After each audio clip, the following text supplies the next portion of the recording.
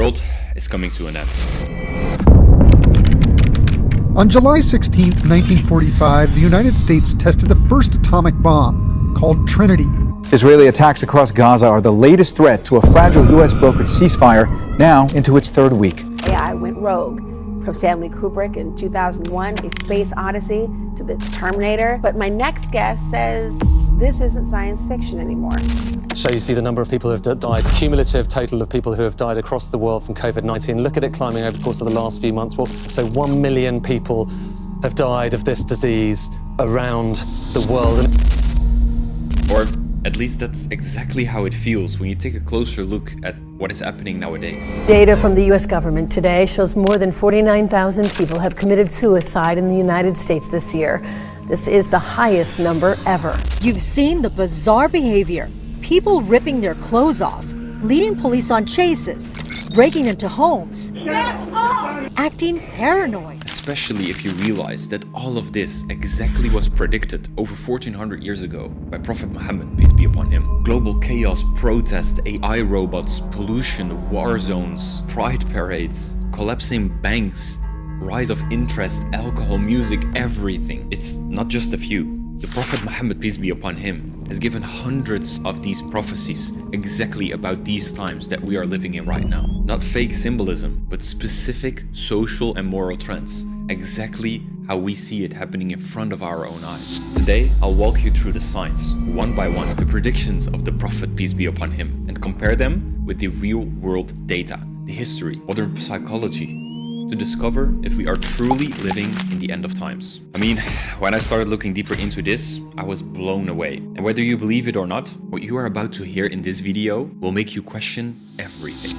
Now, the first thing that I want to talk about is confusion and mass deception. There is a saying, a narration of the Prophet, peace be upon him, where he said that before the hour, the end of times will take place, there will be years of deception in which the liars will be believed and the truthful will be set apart as liars. The ones that causes corruption, they will be trusted, and the trustworthy, they will be regarded as the ones that create the corruption. And I mean, now look around you.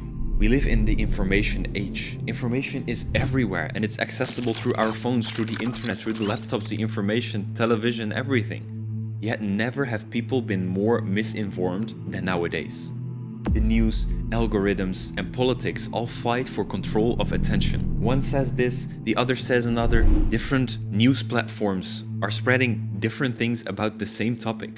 Deepfakes, AI news anchors, manipulated videos. We can't even trust our own eyes anymore. You know, governments, they are claiming freedom of speech, while they exactly control everything that is putting out there. They flag content and they remove content that they see as misinformation.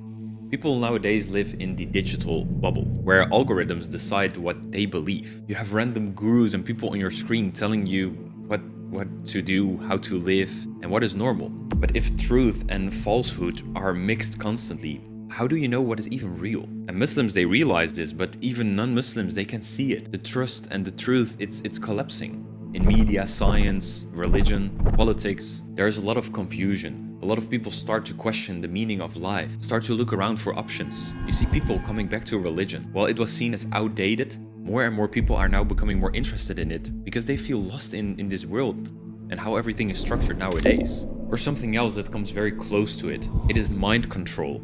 Social media, the distractions, and music in general. There's a saying of the Prophet, peace be upon him, where it states that there will be people among his nation who will drink wine, alcohol, and listen to music and instruments that will be played over their heads.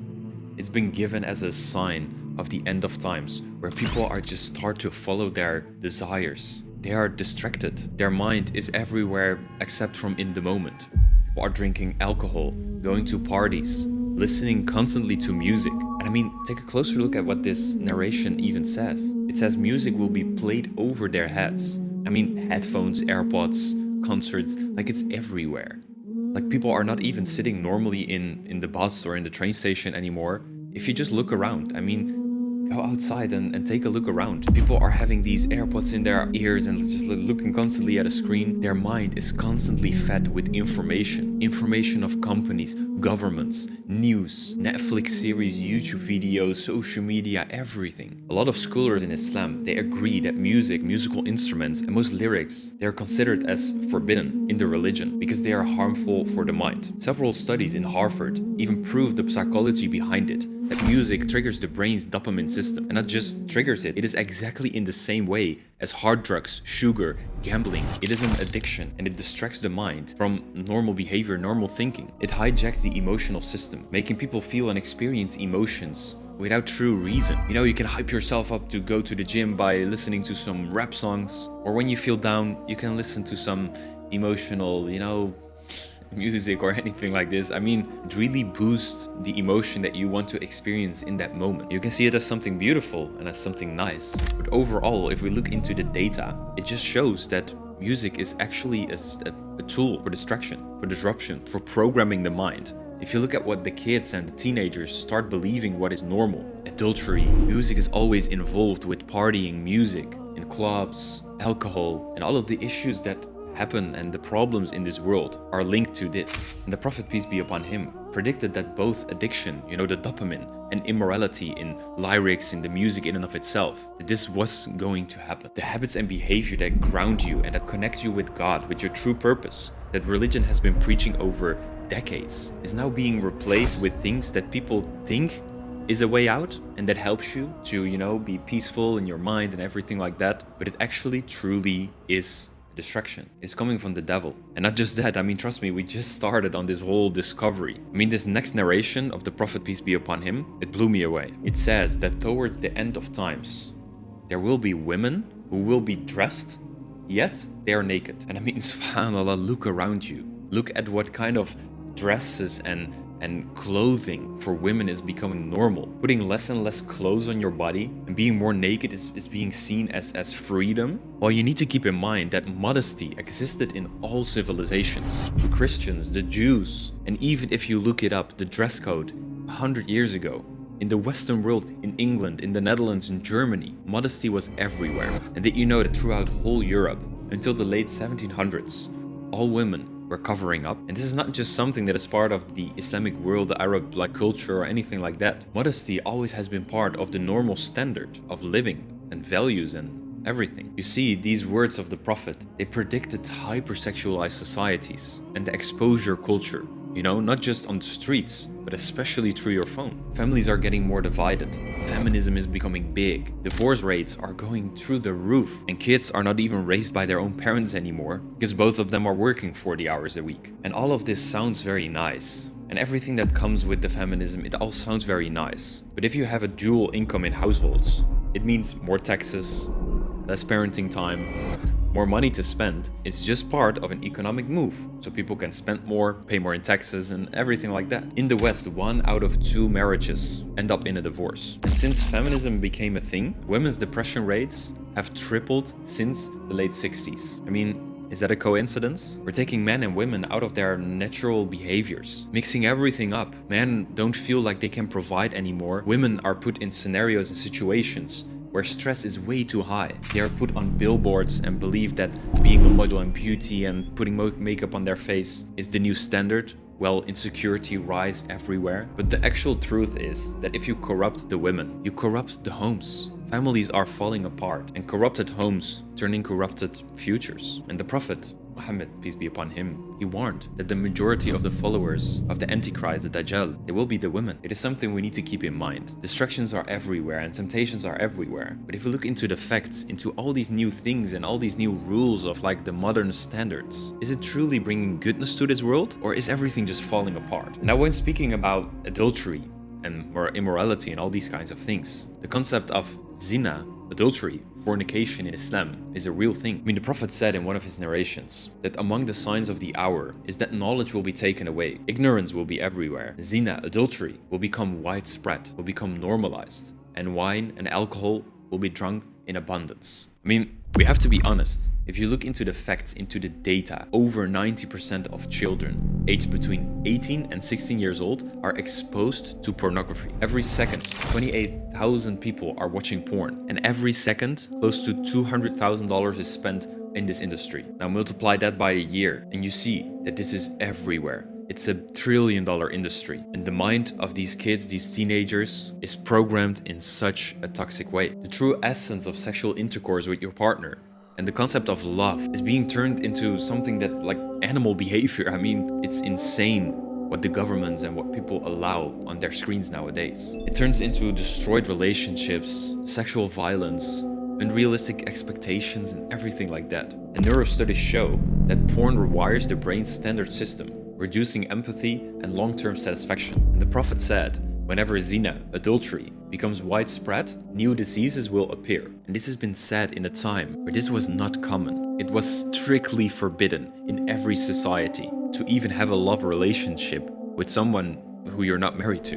Intercourse, anything like this, was not there. And right now, what does data say? About 1 million new STIs are reported on a daily basis by people. And that's the thing, that is what surprised me constantly. You know, we maybe had just a few narrations right now out of the hundreds that are out there. And also right here, I mean, the Prophet didn't just warn about immorality, he even warned of the biological consequences. Yes, it might concern us, and it might be normal for us, but you need to understand that 1400 years ago, when these predictions have been made, no one was living like this. It was far from the truth. When the Prophet was mentioning these things to his companions and the people around him, they barely could believe what he was saying, because it was so far away from the truth and the things that were normal at that time. And like I mentioned before, many of these narrations include the overuse, abundance of alcohol. And the thing is here, right over again, the modern statistics, they show us 3 million deaths per year coming from alcohol. That is close to 400 deaths on a daily basis in the US alone. And while alcohol is literally a drug for your body, it destroys you from the inside. It is a $320 billion industry. An industry where a lot of tax has been earned. Governments, they love it. And companies, they profit and benefit out of it. And 1400 years ago, in the time of the Prophet, alcohol mainly was wine. That was the only thing that truly existed back then. He even mentioned in his narration that people will drink wine, but they call it by another name. And look at today, cocktails, you know, all these whiskey shots and this and that, energy drinks, vapes, like they are consuming drugs, things that are harmful for your body in a way that, you know, is described as fancy and nice and fun. While behind all that fun is a true dark truth that people, for some reason, they just don't want to hear it or something. It's insane. And celebrities and influencers and all these people online, they normalize this. People start to believe it. But yeah, what can we say?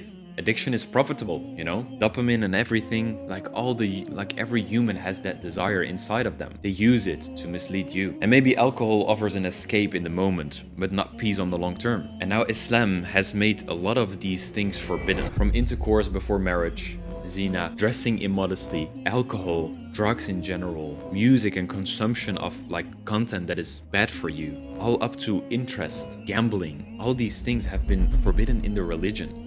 Not as a way to limit you from all the happiness and the nice things out there, but to protect you against the harm that it gives. And this fascinated me. I mean, when I looked more into the religion and I started doing research into all the things that are considered like forbidden, you know, haram, it is all linked to the big problems in this world. One of those things we have not even covered yet, what I just mentioned, interest, financial enslavement. The Prophet predicted, he said, a time will come when everyone will consume riba, interest, to a point where there's just no way around it. I mean, nowadays, what do we see? Interest is charged on everything. Credit cards, buy now, pay later, even all the way up to your phone subscription. Instead of buying everything right now and paying the full price, you can just pay in monthly installments, but you pay a little bit more. And if you don't pay, you have a big problem. The worldwide global debt last year surpassed $300 trillion. Money is created out of thin air. It makes the rich richer, the poor poorer. It creates a lot of imbalance, global crisis and everything like that. Credit cards, mortgages, student loans. It is all modern slavery through numbers. Because maybe it creates opportunities for you right now, but basically what it does is makes you enslaved to the system. Your house, it might feel like it's from you, but it's from the bank. Because once you stop paying your bills, your mortgage on a monthly basis, they take it away. You're controlled from every angle, from the music, the news, the AI that is coming up, all the way to the whole structure of this economic system. And all of that has been predicted precisely by the Prophet. SubhanAllah, how is that possible? I was not born into this religion. I saw the problems in front of me. I saw the issues in the West. And I was constantly asking questions until I found out that there was one man that predicted everything. and everything just clicked. It started to make sense.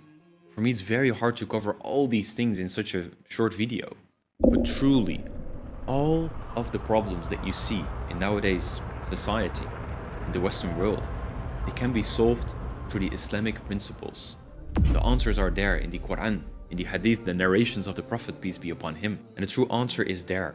It's knowledge and purpose. We are so disconnected to God. Well, it is our true purpose in this life. When people start to realize that, all the luxury, all the things, like the access to all of it, it is not making us better.